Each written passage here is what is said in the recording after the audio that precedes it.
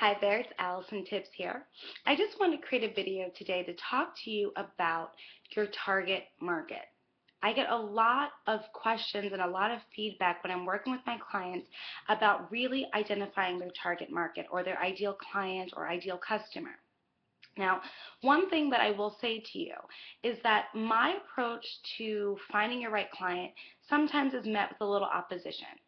Basically because I want you to get so specific in who you want to work with. And a lot of times when people go through this process with me, they get frustrated because they think that I'm limiting their potential or their success by making them choose a very small amount of people or a small group of people. Now, yes, in the grand scheme of things, eventually it's going to seem like, okay, I'm only focusing on this group of people. But what I like to say is that be a big fish in a small pond. Because if you can be a big fish in that small pond, that means you've made a name for yourself in that area. And that's where you'll be able to get referrals, recommendations, and people will begin to really build you up as this rock star in this specific category or industry or niche. But the great thing about it is, as you build your business and build your credibility in one pond, you're able to jump into some other ponds as well. And eventually, you can have multiple streams of income from different ponds of your ideal clients or customers. But it all starts with one. Become an expert in one first before you start to bounce around to other people. When I first started, I was focusing primarily on small business owners. But that wasn't a really good way to really break it down. So I had to strip it down even more to really focusing on solopreneurs, those who run their businesses on their own, who don't really have a marketing team or anyone there. And I come in and help to partner with them on their marketing, their strategy, their social media, and their branding. So I was working with these solopreneurs, which then allowed me then to work with coaches. So life coaches, restoration coaches, health coaches, business coaches to really help them to grow their business.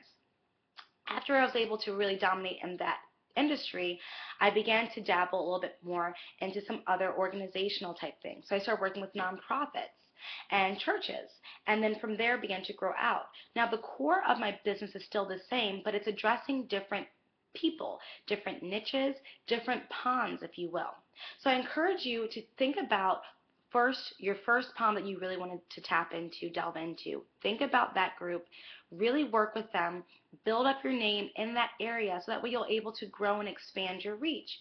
But if you're trying to start and hit every single pond that's available, you're going to run yourself ragged, you're going to wear yourself too thin, and you're going to dilute your brand. And your brand is so important.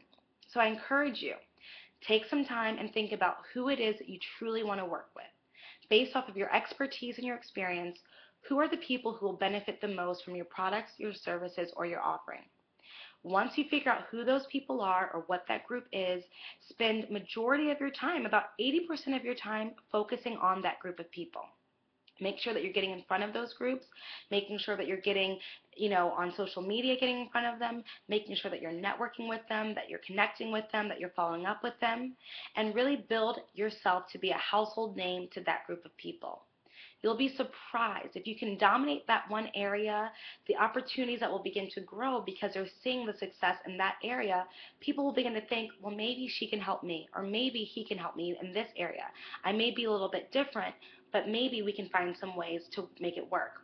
And this works for you because it allows you to expand your offering to a new audience, to a new group of people, while still making sure that your systems, your processes are in place to get the job done.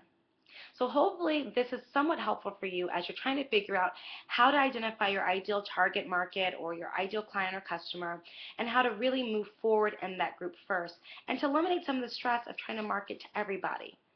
Thanks so much for listening. If you need any more information or have any more questions, just type in your comments below. I'll check often and make sure to answer any questions that you may have about your ideal client, your target market, or your whole niche in general. Thanks so much. Talk to you soon.